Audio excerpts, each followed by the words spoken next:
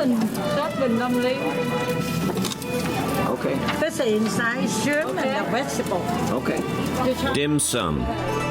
Think of it like a Chinese dumpling brunch that inundate your table with a plethora of options to choose from. Pick your pleasure. How can anyone not be a fan of this? Everyone loves brunch. It's very delicious. Thank you very much. And if you don't love little mystery dumplings filled with chicken, pork, fish, shrimp, then I'm not sure where that leaves you and I. But I digress. Today I'm at the Mandarin House on Olive here in St. Louis. And a steady stream of people coming in on a Sunday morning makes it clear just how popular dim sum is. This is so authentic, right? Exactly. This is Francis Yu, editor of the St. Louis Chinese American News, a bilingual newspaper that reaches about 85% of Chinese American households in St. Louis. Lucky for me, Francis liked dim sum too. So dim sum is considered breakfast and lunch? We call brunch. Okay, and you know where everything is here? Every food I can name in Chinese. Of course, I want a little of everything. Without question, some of my favorite foods are Chinese, and it comes from places just like this. The dim sum is a Hong Kong style from Hong Kong. You know, not from China, it's from Hong Kong. People living in a high-rise condo, they don't have a room to host friend. If no friend, we take newspaper with us.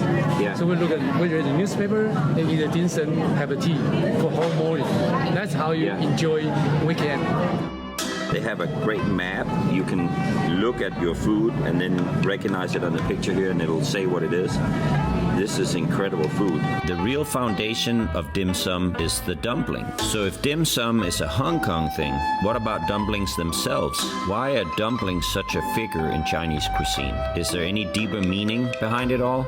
As my thoughts become muddled by the burst of carbs in my bloodstream, I begin my mission to find out more. As a chef, I need to stay curious in order to evolve.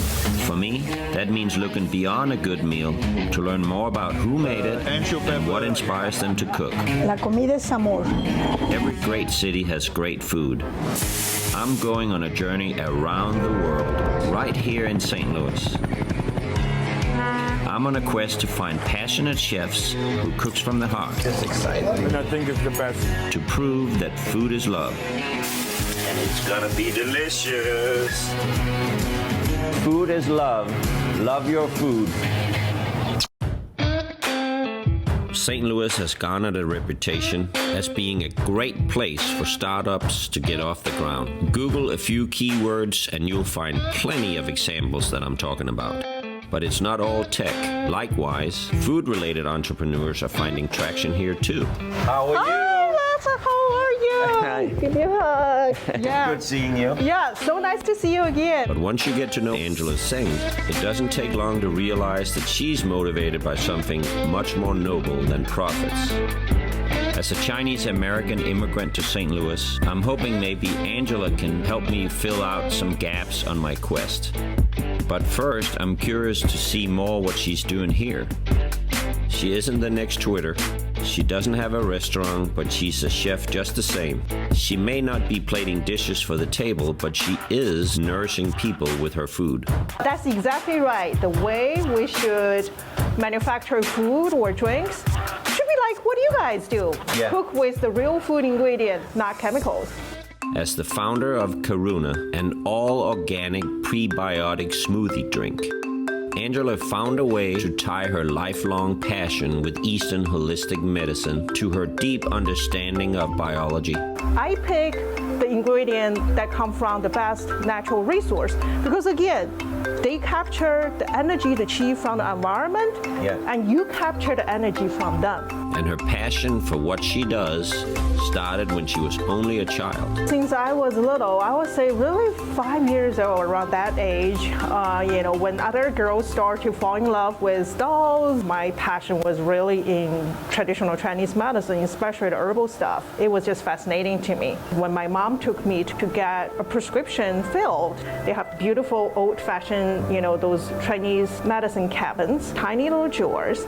Each drawers has different different dry herbs and has a nice label, of course, in the Chinese character. Okay. And then based on what the doctor wants you to do, they pull out different drawers and put the things, weight them in an old-fashioned scale, and put them in a paper bag and hand it to you. So to me, that was fascinating. That's why I started to play with it and self-learned lots of herbal stuff, adventure a little bit into acupuncture.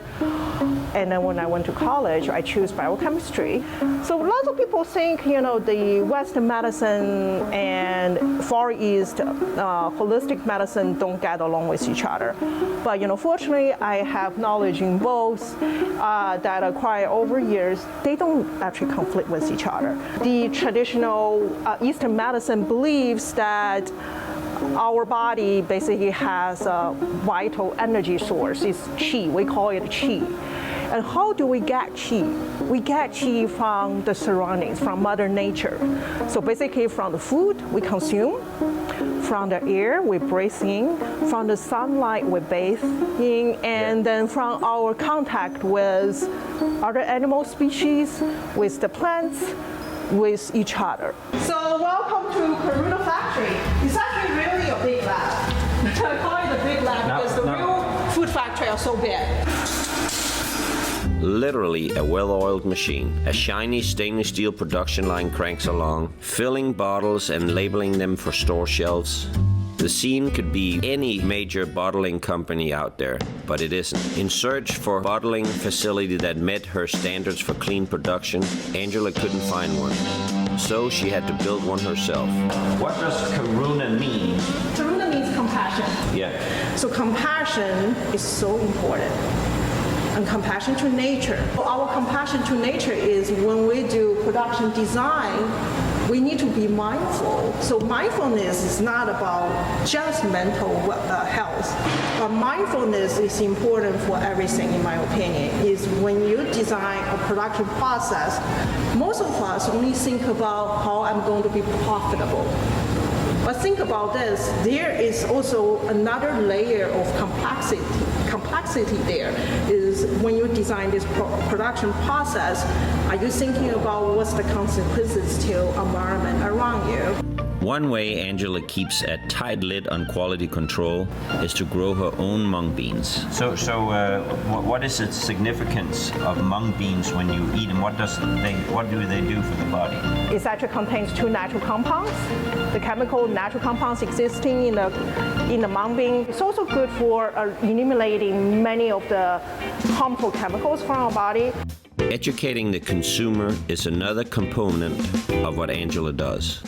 Her drive to empower others to understand food as a medicine doesn't end with bottling her product. Angela believes in empowering her community as well, regularly donating her product to an organization called Rung.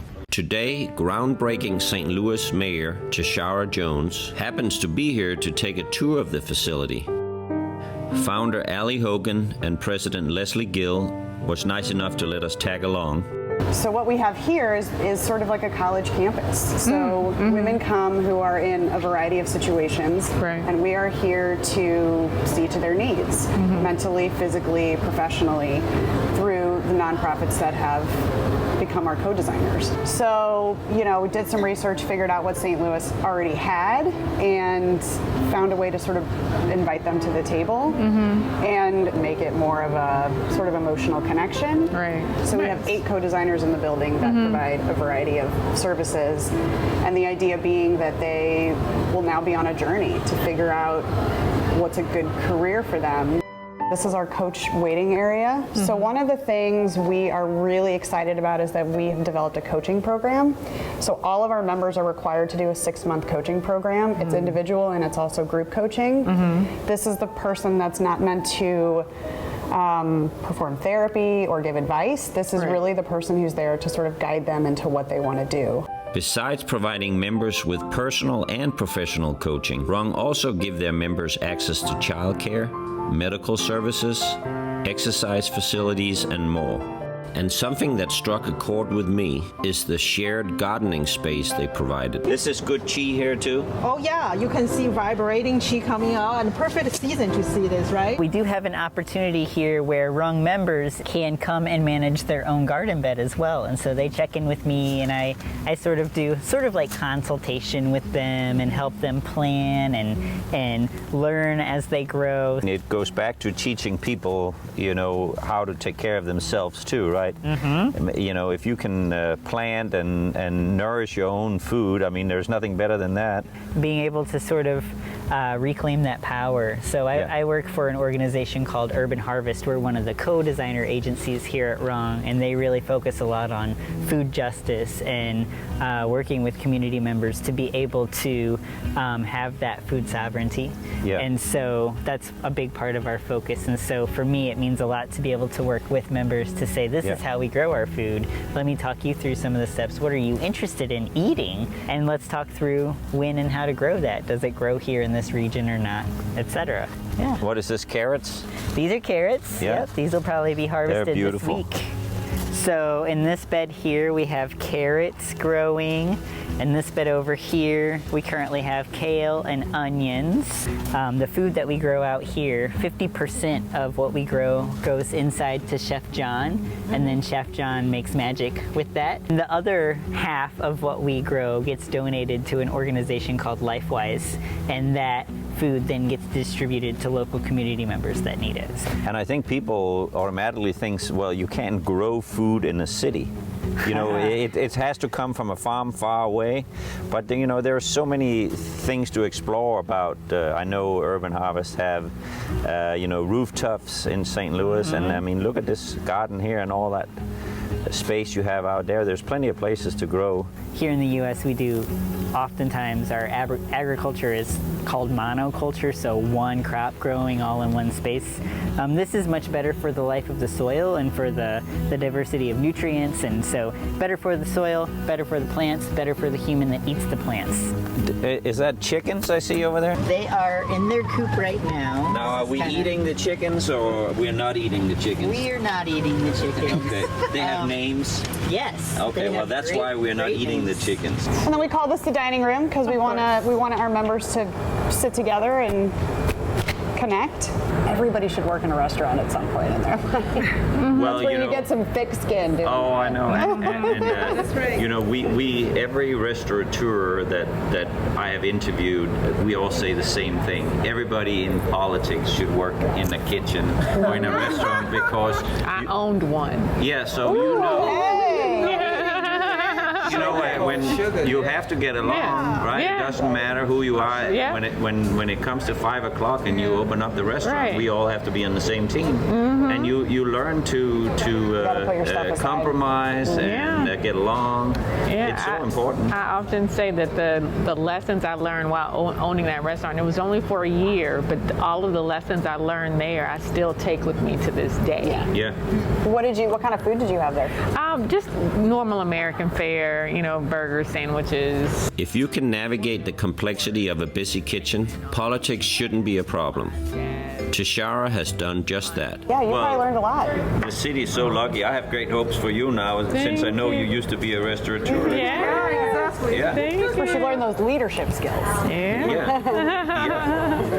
With culinary director John Womack on staff, Rung provide members with free, healthy meals. Little baby lettuce that just came out of the garden, I think, yesterday. So this is from the city of St. Louis lettuce? Right there. Yes. The city certified. And so this is exactly what a member would get. Just like this, in that case, they come in, they grab a meal, they sit here, or they take it with them. They can take it with them anywhere. Oh, that's nice. Today happens to be the mayor's birthday, and I can't think of a better way to end the tour than with a toast. In my culture, we like to do a lot of toasts. Yes. So I have a toast to positive change in St. Louis, and it's made by all of you. Angela, Leslie, Allie, Mayor, Rodney. Let's toast to that. Food is love. Food is love. Cheers. I wish I could stay with you every day. I got lots of positive energy. You stay with us.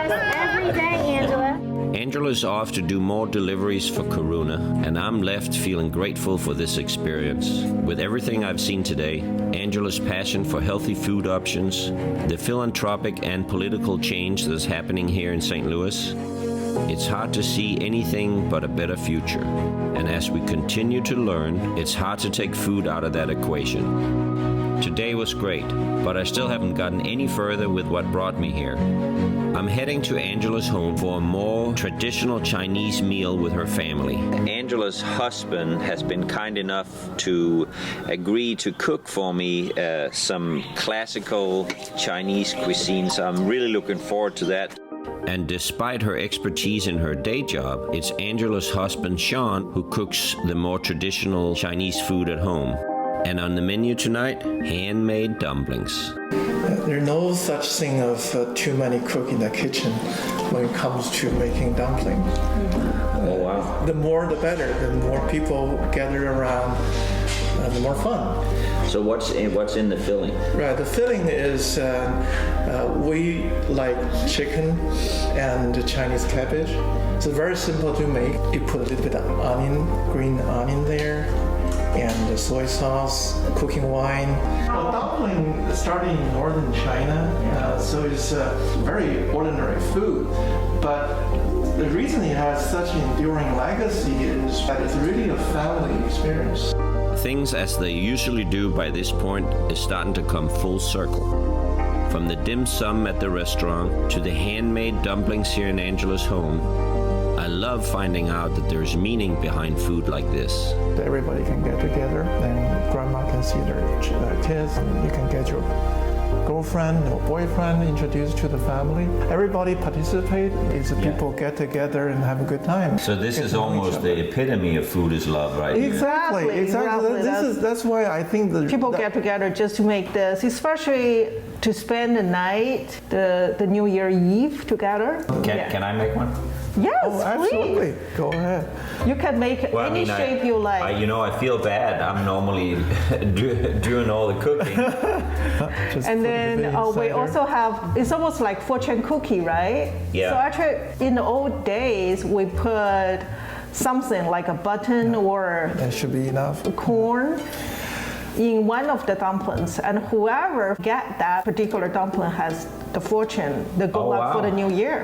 Yeah, the rich people will put a gold ring or some jewelry there, and then the other average family will put a coin there. If you don't have that, you can put a button there. You make the dumplings and cook them, and you eat it like 12 o'clock, like to welcome the new year. It's not just a simple pop stickers, like appetizers. And it really doesn't matter whether it really tastes great or what kind of insert in the fillings you make. That's a secondary. Yeah. The people come together, have a good time. Nap here in the middle, and then the first one is go to the side, pinch a little bit. Okay. So now you have room to go a little bit further. Each crease, you can make creases.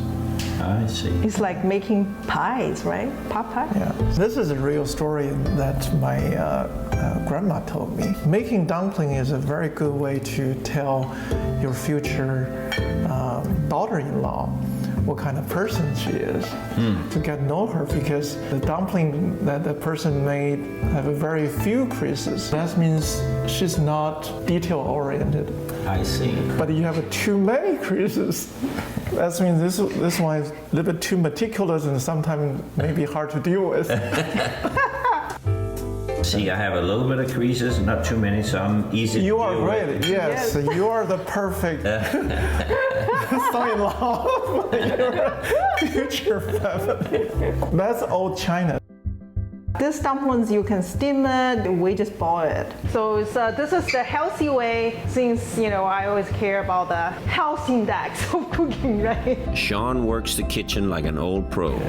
The Chinese culture are so into food, and there's so many different dishes. That's going to be good. You know what they say, people who cook together stays together, right? Yeah, we've been married how many years? Oh, you ought to know this. Fresh ginger, green onions, lobster tails. Sean has pulled out all the stops. What inspires me to cook every day is to see stuff like this is unbelievable. it's a happiness. Food brings happiness. Yeah. Food brings happiness. Look at this food. I mean, wow. Lots of loves. Dinner is finally ready, and I can hardly wait. It smells so good. Well, let's welcome the chef to our home. Well, thank you very much for having me. What do you say in Chinese for like a cheers? Ganbei. Ganbei. Kanpei. Ganbei meaning like drink all of it. Okay. But you have all to of drink it. the whole thing. I'm serious. No, in Well, I mean, I don't have to right now. In one China, sip. those wine or like a sake type of wine is in those little cups. cup there. Yeah. So it's just like a 1 ounce drink. So it's not polite little if you don't shots? drink. If you don't drink all of it, it's not very polite. So here it's different. Yeah. All right, let's ganbei. Kanpei. Ganbei. Wow. Lots of loves. Remember the other day we were talking about if the cook really cares, you have lots of positive energy. Yeah.